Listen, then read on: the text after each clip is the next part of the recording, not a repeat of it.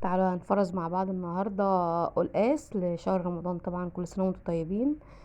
الخضار اللي موجود دلوقتي في السوق القلقاس وبسلة وباين في كوسة، بس انا ما بخزنهاش.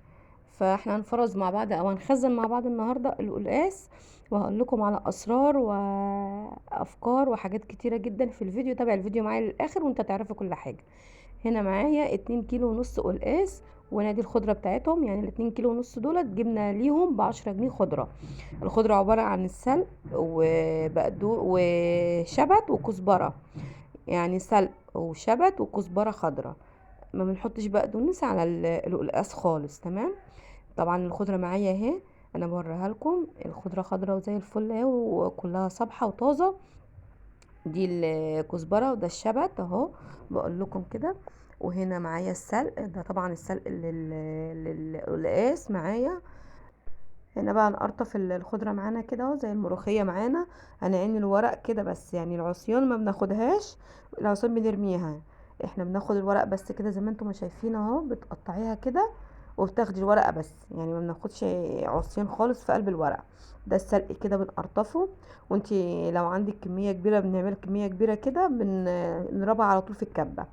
لكن لو كمية قليلة بنخرطها على طول بالمخرطة. تمام كده اهو. والشبت برضو معانا، هنقطع برضو الورق بتاعه، هنقطعه كده اهو زي ما انتم ما شايفين. بنقطع الورق بس. تمام. وطبعا بنقطع الكميه دي كلها وبنقرطفها كلها كده وبنغسلها حلوه قوي قوي قوي. يعني اهم حاجه الغسيل بتاع الخضره، ونسيبها في مصفى الصفة. وبعد كده هنقول لكم احنا هنعمل فيها ايه. هخلص الكميه دي كلها كده وهرجع لكم تاني. هنا خلصنا اهو. هناخدها بقى نغسلها. انا بوريكم طبعا اهو بقول لكم العروق لا، احنا مش بناخد العروق خالص، احنا بناخد الورق كده زي ما انتم ما شايفين. تمام. ما ننساش بقى لو وصلت لغايه هنا تصلي على سيدنا محمد عليه افضل الصلاه والسلام. وطول ما انت واقفه في المطبخ كده تذكري الله وتصلي على الرسول. ولو الفيديو عجبك اعملي لي اشتراك للقناه ودعم حلو كده وتعليق، وفعلي زر الجرس عشان يوصلك كل جديد. انا هنا بقول لكم هخلص وارجع لكم. هنا بقى خلصت الكميه اهو وغسلتها وحطيتها في مصفى كده زي ما انتم ما شايفين تتصفى. اهم حاجه ان احنا نصفيها قبل ما هنضربها في الكبه. تمام. هنسيبها بقى تتصفى معايا خالص لغايه ما هقطع معاكم القلقاس وهقول لكم احنا بنعمل ايه فيه. القلقاس ده طبعا انا غسلاه حلو جدا جدا جدا من بره. اهم حاجه بنغسله جامد من بره حلو. وبنيجي بقى نقشره كده. قشريه زي ما انت عايزه بقى، قشريه زي ما انا ما بقشره. عايزه تقطعيها نصين وتقشريها. تمام كده. بنقشره خالص كده. شايفين القلقاسه بقى حمراء وجميله ازاي بلونها ابيض. اهم حاجه تجيبي القلقاس قد بعضه، ما تجيبيش صغير خالص ده وواحده كبيره لا، علشان كله يستوي سوا واحد. تمام كده اهو. هنقشره بقى زي ما انت عايزه كده. وبعد ما بقشرها خالص برضو باخدها تحت الحنفيه وبغسلها بميه ساقعه. انا يا جماعه لما بقطع القلقاس وبخزنه مش بغسله خالص، ما بغسلوش بميه سخنه ولا الكلام ده كله لا. انا يعني مع احترامي للناس اللي بتغسل القلقاس بميه سخنه وتنزل الحاجات اللي فيه، هو كده كده ما بينزلش اي حاجه معايا في الشوربه.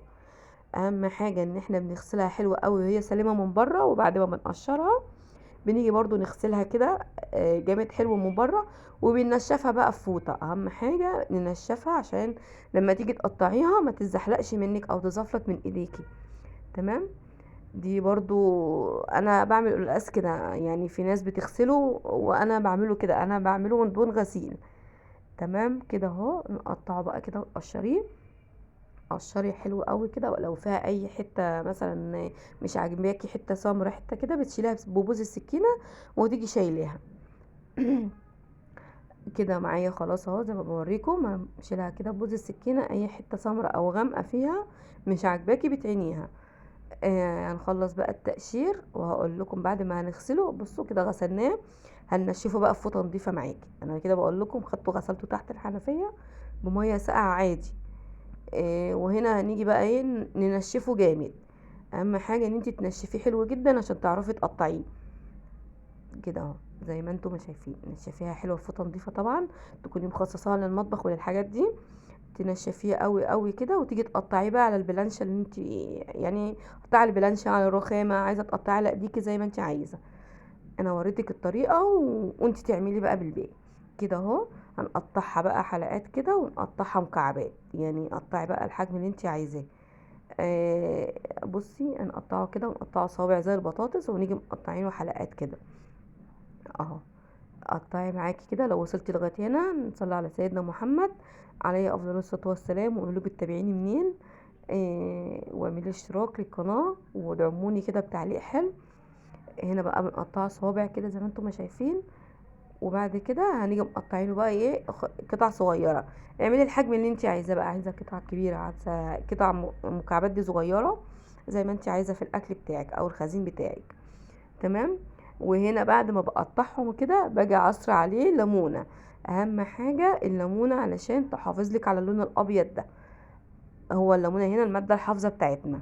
كده اهو بعد ما تقطع معانا هنا هنعصر بقى عليه ليمون. انا قطعت المكعبات اللي انا بعملها عادي.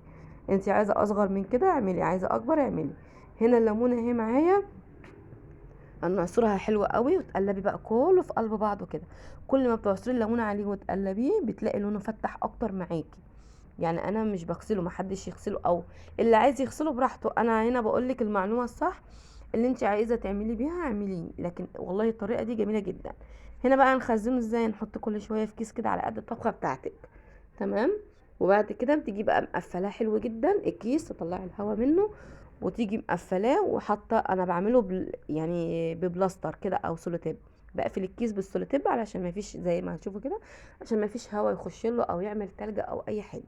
يحتفظ بالقلقاس بتاعه زي ما هو كده. تمام. هنخلص بقى الكميه دي كده كلها اهي. خلصناهم. هنيجي بقى نعمل معانا الخضره. انا هنا هحطها في الكبه. ما مشيتش معاكي في الكبه حطي شويه ميه صغننين كده شويه بشويه. تمام. اخرطيها بقى كده. المكبه كده كده اسهل حاجه بتسهلها عليكي وبتنعمها لك خالص. يعني ادامها كميه كبيره بتنعمها وبنعملها فيها سهله كده اهو. هنصفيها بقى كده هنحطها في الطبق.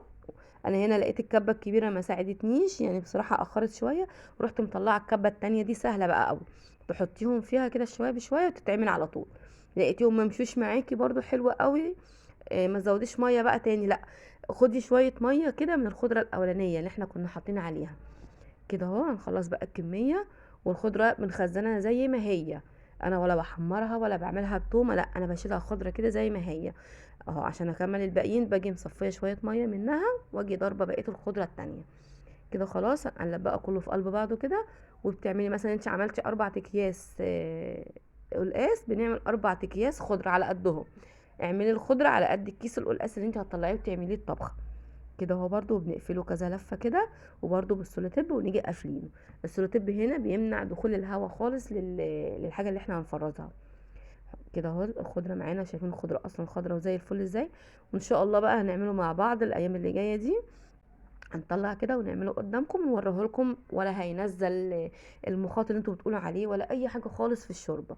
والخضره بتبقى خضره زي ما هي. واديكم هتشوفوا معايا الفيديوهات الجايه ان شاء الله. هنا بنخزنها كده اهو زي ما انتم ما شايفين. خلاص حطينا. اللي ما عندوش السولوتيب ممكن تربطي الكيس تطلعي الهواء منه وتربطيه. وادي كده شكل القلقاس. واللي يعمل الطريقه دي كده وعجبته يبقى يكتب لي كومنت حلو كده ودعوه حلوه.